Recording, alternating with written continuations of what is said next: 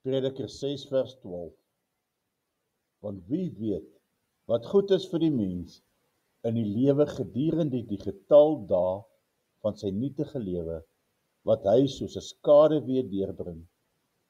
Want wie kan aan die mens bekend maak wat na hom sal wees onder die son?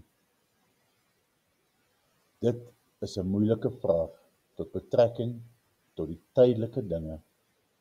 God se voorsienigheid en wysheid alleen kan op hierdie vraag die regte antwoord gee. Soms is voorspoed vir die mens goed. Op 'n ander tyd is teenspoed vir dieselfde mens die beste.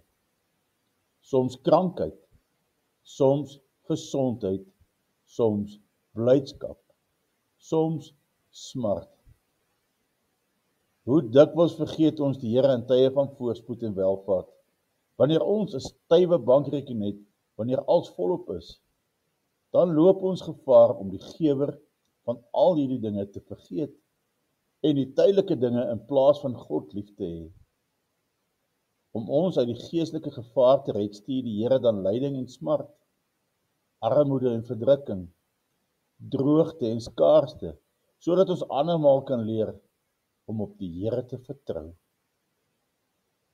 Wat is goed vir die mens? Kom ons maak die vraag persoonlik. Wat is goed vir my? Vir ons as Christene staan een ding vas. God weet altyd die beste. Hy weet wat vir ons goed is. Sy weë is volmaak en hy kan nooit 'n fout maak nie. Ons sal natuurlik nie altyd die weë van die Here verstaan nie. Wat hy nou doen, verstaan ons nie altyd nie. Maar later sal ons verstaan en dan sal ons die Here dank en sy wysheid roem.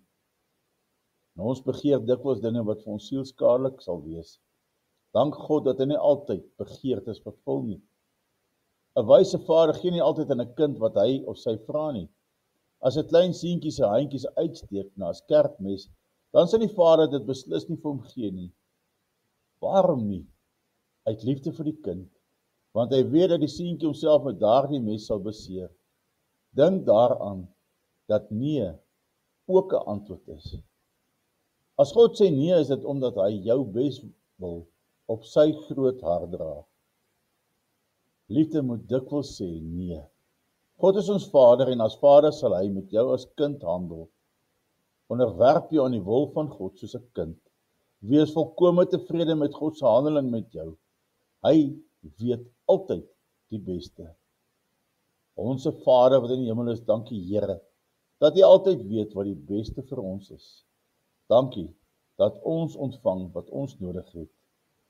Seën elkeen van hierdie geliefdes wat na die boodskap luister, in Jesus naam. Amen.